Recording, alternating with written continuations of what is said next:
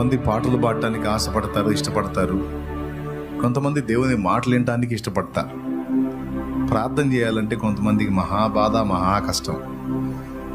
కానీ ఆరాధన మంచిది, దేవుని మాటలు వినటం ఇంకా మంచిది, ప్రార్థన మరీ మంచిది. దేవుని మాటలు మనం వినటం, దేవుడు మనతో మాట్లాడుతున్నప్పుడు మనం వినటం మన క్షేమం, మంచిది. కానీ జనాల పక్షంగా, ప్రజల పక్షంగా మనం దేవునితో మాట్లాడటం మనొక్కళ్ళకే కదా, అనేకులకు మంచిది.